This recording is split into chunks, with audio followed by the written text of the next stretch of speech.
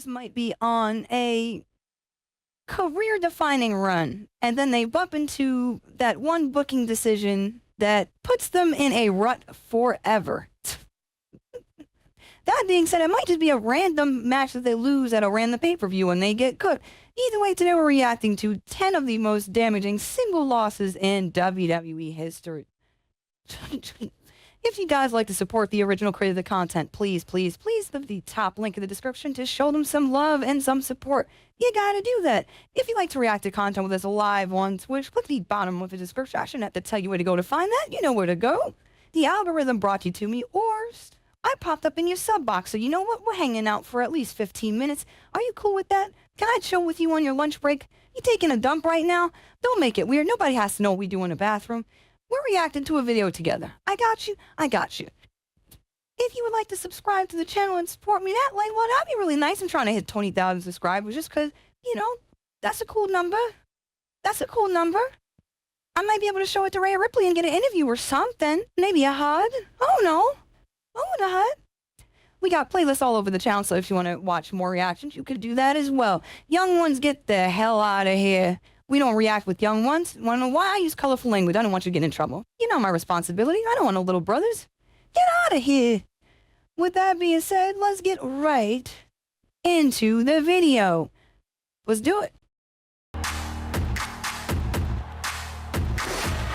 We all like to have a whinge about WWE's booking every now and again, or every day in some cases. A particular bugbear with fans is how when one of their favorites loses a match, they are supposedly buried. Now, this is patently untrue, since a single loss is, 9 times out of 10, not going to stall a performer's momentum too much. In fact, I would argue that 50-50 booking and inept storylines are, on the whole, far more damaging. If a wrestler is good and knows how to get over, they can lose a match, or many matches, and still come out of it relatively unharmed. However, there are times when a match has been built in such a way that someone simply needs to win it more, and a loss within that context can be devastating and cause irreparable damage. A win could be the difference between being a mid-carder or a main eventer, a champion or a Hall of Famer. WWE have in the past done some of their stars a disservice by putting the wrong person over at the expense of another, with often dire consequences.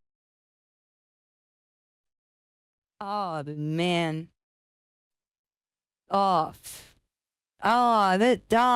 This visual hurts. Oh, this visual hurt more than I thought it would. God damn. If you don't know what true disappointment is, oh, bad. Yeah.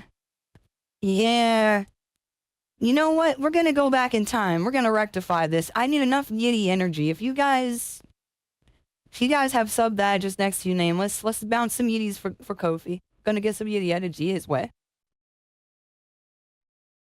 All right, I'm throwing mine in the pool, man. I'm throwing the Yiddies in the pool, man.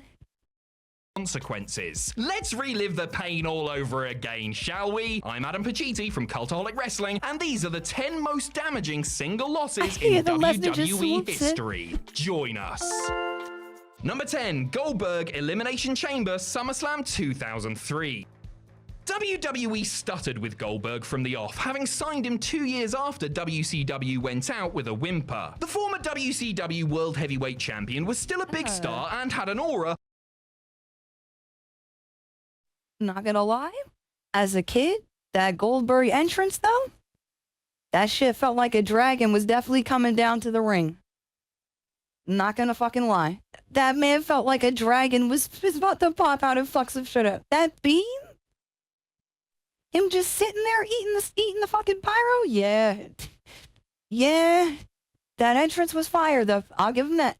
But long back and forth matches with The Rock and Chris Jericho, where he worked a WWE style, did not make him look like the unstoppable monster that got so over in Ted Turner's organization. The first time we got to see the real Goldberg was in the World Heavyweight Title Elimination Chamber match at SummerSlam 2003. Entering the match at number 5, he dismantled Jericho, Shawn Michaels, and Randy Orton, blasting Y2J through one of the glass pods with an almighty spear as fans roared in approval. After dispatching of the trio, it was finally down to Goldberg versus Triple H. Smashing his way into the game's pot, it looked as though the champ was easy pickings. As Goldberg went for a spear, however, the cerebral assassin connected with a well-timed sledgehammer hit to the back of his foe's head and picked up the win. This should have been Goldberg's night, since he looked like a killer and the fans were truly behind him for perhaps the first time in his WWE run. Instead, politics meant that he had to wait a month to win the gold at the next pay-per-view, by which point fans didn't care half as much, and Goldberg's triumph came off as a serious anticlimax. That's a little whack. Number 9, Bray Wyatt to John Cena at WrestleMania 30.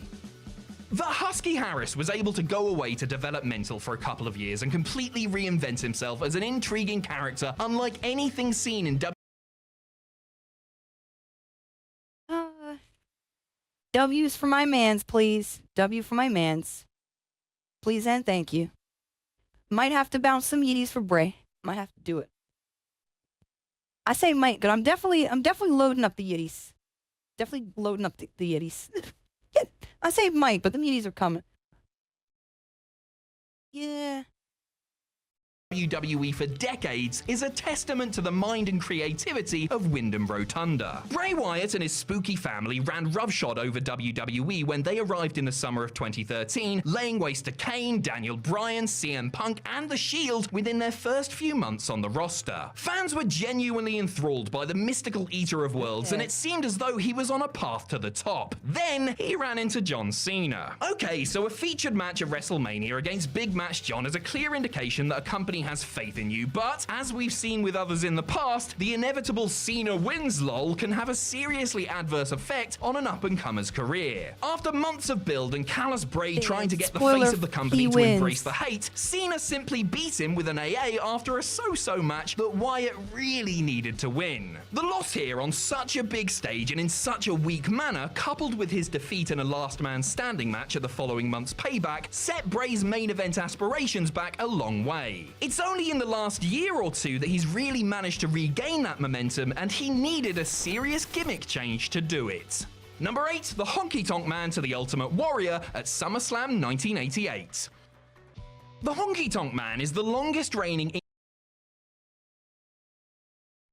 I did not like this character. This man did not do nothing for me. Yeah, that's what. Nah.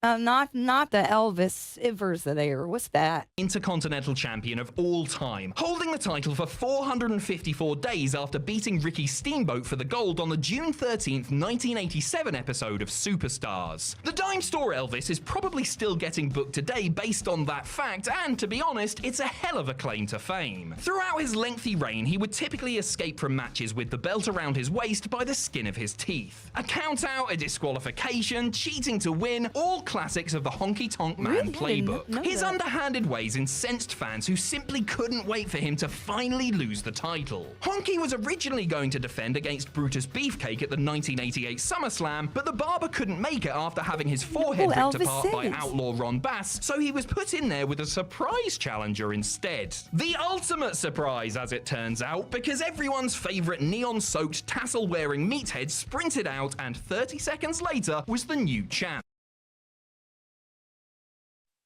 Yeah, hey, that's kind of crazy that they just had a wrestler whose whole shit was like, you hear this theme? This man comes running from the back. He comes running from behind the curtain. He makes it into the ring. And then you're done. You don't. You just lose. You're done. Warrior went on to have a lengthy reign and parlayed his IC success into a WWE title reign as he became one of the biggest stars in the business. Mr. Man, on the other hand, just sort of bounced around, forming a tag team with Greg Valentine before fading into relative obscurity. He was never quite the same after that SummerSlam steamrolling. Number 7, Tatanka to Ludwig Borger on WWE Superstars. The winning streak is one of the oldest tricks in the book when it comes there's to one on the getting a indies, talent, I'm pretty sure. especially a new one, vaguely established recall and over. Michael Jackson Let the person rack being up one. wins and never have him taste defeat, and over time, he will become legitimized in the eyes of the fans. Then, when it's time to finally end that winning run, the person who gets the elusive victory over the streak holder will, in theory, become a big deal because of it. It worked for Bruno Sammartino, it worked for The Undertaker, it worked for Asuka.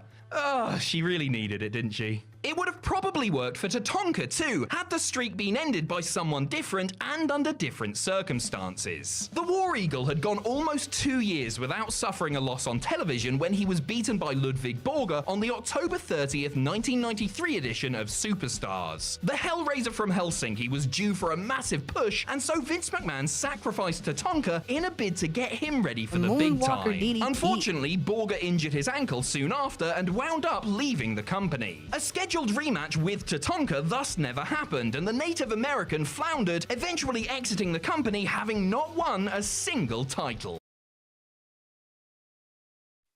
He definitely got screwed. Just see this, by the way, definitely lost his shit for no reason. Yeah, what? Damn it. No way you could tell that, the injury's gonna happen, but shit. Could have took that W. Number 6, Superstar Billy Graham to Bob Backlund. Superstar Billy Graham really was a superstar back in the 1970s. The man who clearly inspired Hulk Hogan to rip off much of his act was a hot ticket, selling out Madison Square Garden 19 out of the 20 shows he appeared on as a headliner. Having taken the title from the already legendary Bruno Sammartino, Graham was on fire and helped WWE do big business. Vince McMahon Sr., however, decided he wanted to go in a much different direction and earmarked the comparatively colorless Bob Backlund to be his next standard bearer. Now, Backlund was an accomplished athlete and a hell of a wrestler, but he couldn't hope to compete with Graham's charisma and flamboyance. Damn, Hogan really did take his whole flow, huh? You really did take the whole flow, bar for bar. Interesting. Superstar felt the same, and trying to retain that top spot and build on his 296-day reign, attempted to talk the boss out of making the switch. But Vince had a handshake agreement with Backlund, and so on February 20th, 1978, in the world's most famous arena, the All-American beat Graham with an atomic drop to become new champion. Not content to play second fiddle to the man who beat him, Graham would exit WWE shortly after, and truth be told, never achieved the same level of notoriety or success after losing the title. Number 5, Ryback to CM Punk, Hell in a Cell 2012. CM Punk had taken on all comers during his epic WWE title reign in 2011 and 2012. It looked as though nobody could take the strap off the straight-edge superstar, as he somehow managed to get past everyone from John Cena and The Big Show to Chris Jericho and Daniel Bryan, putting on a number of show-stealing performances along the way. While Punk was racking up defenses, the man who once lumbered around as Skip Sheffield was mowing down everyone who got in his way. Ryback's Goldberg-esque win streak made him a popular figure and eventually led to a WWE title match with Punk inside Hell in a Cell. Having gotten over organically and possessing pretty much all of the traits that Vince McMahon looks for in his top star, most assumed that he would be walking out of the cage as the new champion. Thrust into the main event before he was probably ready to be there, to be honest, Ryback's 38-match winning streak came to an end thanks to an assist from dodgy referee Brad Maddox. If Ryback was ever going to win the big one, this was the night that he was going to do it. But it wasn't, and after failing to strike while the iron was hot, Ryback was never the same afterwards as he began to slide down the card. Damn, and that whole meat hook clothesline thing and the feed me more thing, that was definitely getting the crowd behind it too, right? Oh no, Jim. We not talking about Brad Maddox. Hey man. No. Listen, no. Number 4, Vader to Shawn Michaels, SummerSlam 1996. It was time. It was Vader's Goldback time. looks like a slur. The former IWGP and Goldback looks WCW evil. World Heavyweight Champion was on a tear upon entering WWE in 1996, and it wasn't long before he set his sights on pretty boy WWE Champion Shawn Michaels. HBK was also having himself quite a year, having won the Royal Rumble and then downing Bret Hart to win the title in a 60-minute Iron Man match at WrestleMania. Though WWE business was alright, WCW was starting to overtake them thanks to the success of Nitro and the formation of the red-hot NWO. Many believed that, as the showstopper and the Mastodon headed toward their big main event match at SummerSlam, that Vader should win and be given a run with the belt. On the day, however, it was that super talented Vader sexy like boy shit, who man. prevailed. Despite initially losing by countout and then disqualification, Michaels scored the important pin on the third restart, and like that, Vader's monster aura had just about vanished. Didn't really help that Shawn threw a mid-match hissy fit over a botched spot and had been audibly complaining about working with the, snug Vader in the weeks leading up to the bout, of course. Vader was given a few future title opportunities, but nobody took him too seriously as a contender, and it wasn't long before he departed WWE to go and rebuild his formidable reputation in Japan. Number 3, Damien Sandow to John Cena on Raw. If ever there was a case of somebody getting over in spite of creative team apathy, it's Damien Sandow. Every time I see, bro, I gotta remember the Miss Dow shit, the stunt double, and I love that. I ain't gonna lie, I loved it. Thought that was fire. Thought that was heat.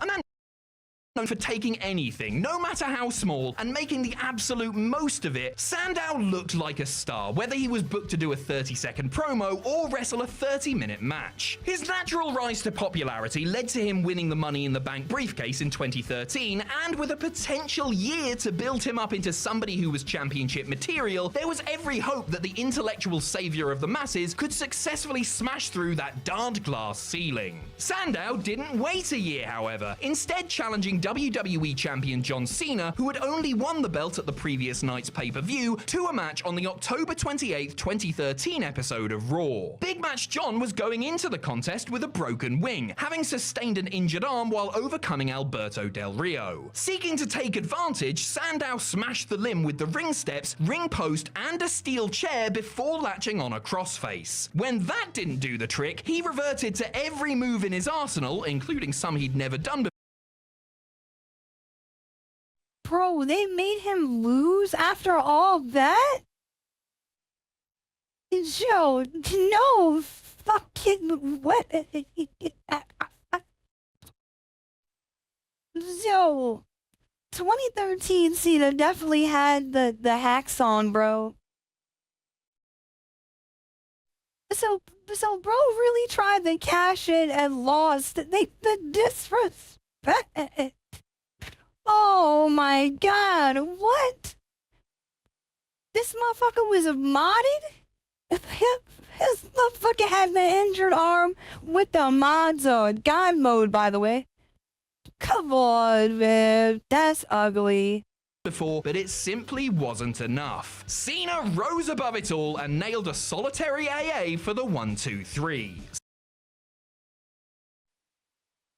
The one arm AA finish is ashy as hell. But yo, I would, oh my god, what is that? Just go. Yo, the I'm wounded AA into the pin clean is like, Sandow had missed the chance to become a made man and wouldn't get a sniff at the WWE title for the rest of his tenure. Number 2, Booker T to Triple H, WrestleMania. Oh, this one hurts. Just seeing this shit on the screen, oh man. That stings, dude. That's not right, babe. 19. After a stuttering start to his WWE career, Booker T rebounded in 2003 and became the #1 contender to Triple H's World Heavyweight title at WrestleMania 19. The former 5-time WCW champion was considered the underdog when going up against The Game, who was bang in the middle of his infamous reign of terror. Rob Van Dam, Kane, Shawn Michaels, and Scott Steiner had all failed to dethrone the Cerebral Assassin, who, lest we forget, was simply handed the belt by Eric Bischoff. The feud took a couple of unsavory turns as WWE resorted to what could be considered shock tactics. There were definite racial undertones as Trips commented on T's nappy hair and claimed that people like Booker could never be and didn't deserve to be world champion. It was an attempt to be edgy, but in truth, it just turned people off. Still, fans were desperate to see the master of the Spinneroonie pull off the upset, and given how the storyline had gone, WrestleMania basically had to be his night, right? Nope. Triple H scored the win after a half-decent match, pinning his opponent following a pedigree, waiting a long time before crawling over for the cover no less, and sending Booker back to the mid-card.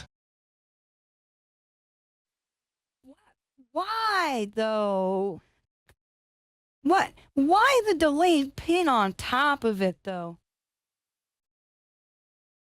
I'd be more willing to let the loss slide if it was like, you know, a slobber knocker, like actual banger, we going crazy, but you get pedigreed and then you gotta wait for bro to crawl over, you just done? Like, no, no, not like this, not like this. I couldn't dig it then, and I cannot dig it now, sucker. Number 1, Nexus to Team WWE at some... Yeah, that I forgot this one was a thing. Yeah, this is the one that I think you watched another video where like it was it Edge and Jericho, like why do you want to do that finish, John? That's not good. That's not a good finish for these guys. We're trying to make these guys look strong. Yeah, this was ugly. This was super ugly. SummerSlam 2010. The debut of the Nexus was a prime example of how to take a bunch of relative unknowns and make them collectively a big deal within a single night. When Wade Barrett, Daniel Bryan, Justin Gabriel, Heath Slater, Skip Sheffield, Michael Tarver, David Otunga, and Darren Young invaded Raw and destroyed not only John Cena and CM Punk, but everyone at ringside and the ring itself, you knew it was on. And in the following weeks, the group of so-called rookies made more noise and took more names, making their presence known to current top stars and WWE legends. The attacks led to a 7-on-7 elimination tag match at SummerSlam, with the boys in black and yellow taking on an all-star team of Chris Jericho, Edge, Bret Hart, John Morrison, R-Truth, a returning Daniel Bryan, and John Cena in the headliner. Just a couple of short months into the group's existence, this was a match that the Nexus simply had to prevail in order to make a statement and solidify themselves as a dominant force moving forward. And it looked as though they might just do it, as the match got down to Barrett and Gabriel versus a knackered John Cena. Incredibly though, WWE booked the match to finish with Big Match John surviving a DDT on the concrete floor before avoiding a 450 splash and dispatching his opponents with ease. That's so ugly, man. Dude, that's so ugly. Burying the whole group is crazy. The core? What the hell? What the hell? Yeah, I mean, hindsight is 2020 for sure, but like at the time, he definitely should be ready to do business and let them guys look at least a little strong in defeat. Like, damn. Yeah, that's crazy. No, man. Yeah, that's butt. This video was tight. This video was tight. I definitely learned a little something. My knowledge is getting up to you. You know what I like about being in my garage? All this knowledge. Not the Lamborghini in my garage. All this knowledge. Thank you for watching with me. If you would like to support the original creators, please click that top link in the description. You gotta show them love. You just gotta. If you'd like to react to content with us, I'm live on Twitch. You know where to find that. Like, I don't gotta tell you where to go. We got playlists with content just like this. If you need something else to watch in your lunch break or you late up, maybe you had to sneak off somewhere to watch the little anime girl on your stream. I don't fucking know what's going on with you. Choose nowhere to find the content. I'll be here tracked in your phone. Don't make it weird, please. You should subscribe if you haven't yet. Subscribe. Subscribe right now. No, like actually right. Like, do I have to get big on you? There's two of me now telling you to subscribe. That one down there? See that one down there? You don't want to see what that one does when you don't subscribe. So subscribe. The little one is freaking it. That's fucking spooky. Subscribe.